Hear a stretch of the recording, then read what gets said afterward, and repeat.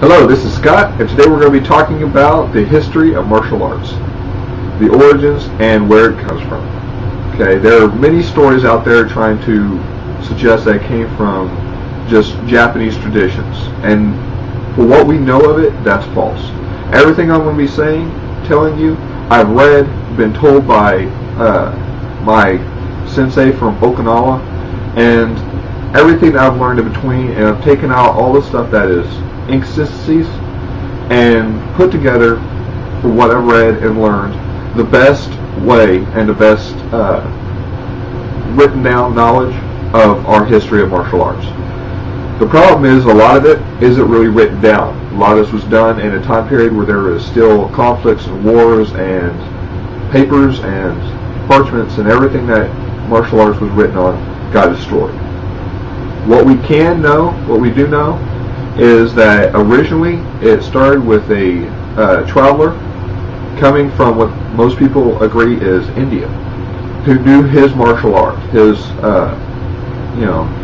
martial art he learned in India, and he was going on a spiritual journey around the continents to further his knowledge, to improve himself so he could take it back to his own village. He winds up in Okinawa, a small tiny island outside of Japan. Okay, this is during a very rebellious time in Okinawa history because everybody was in dire straits. They're hungry, they're famine, everything. They weren't living well. He goes to a small town and notices that these monks from a Shaolin temple are being harassed and beaten up and mugged for their money and their food that they've gotten that they're trying to take back to the temple. So he sees this progressively and decides that he needs to do something about it. So he finds out where the temple is, he goes to the Shaolin monks and talks to them about martial arts.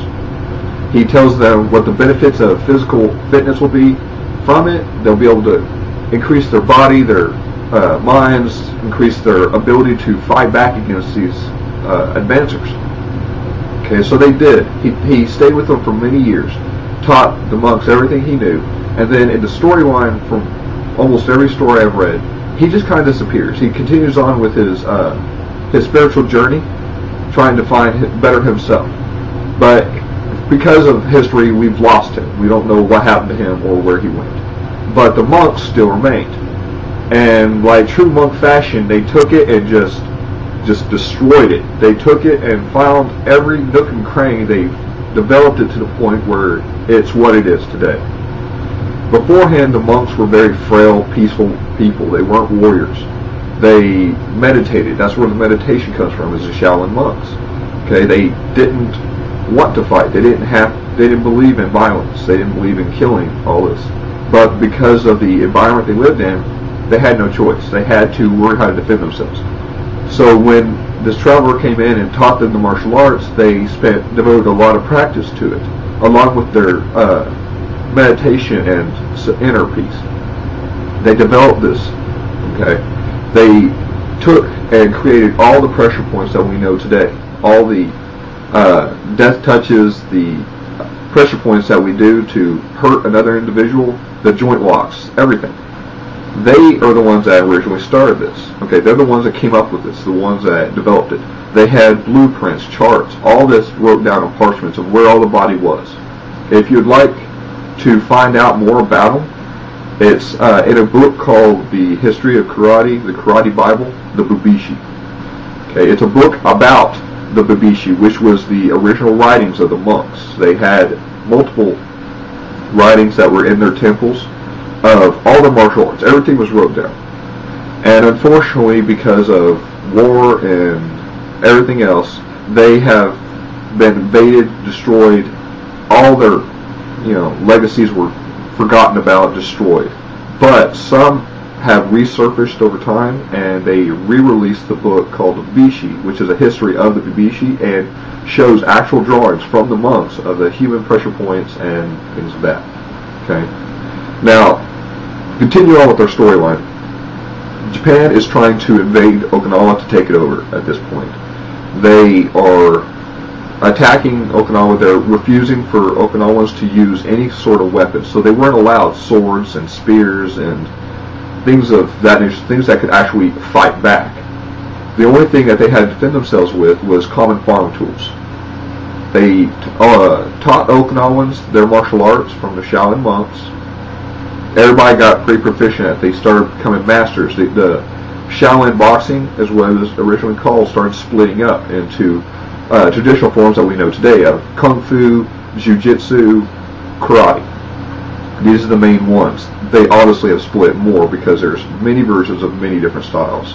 But originally there were very few, and they started spreading, and each one developed different techniques and different specialties, which is why today multiple styles use different techniques, such as Judo and Jiu-Jitsu use throwing and grappling more than Karate, which is more of a striking or stand-up.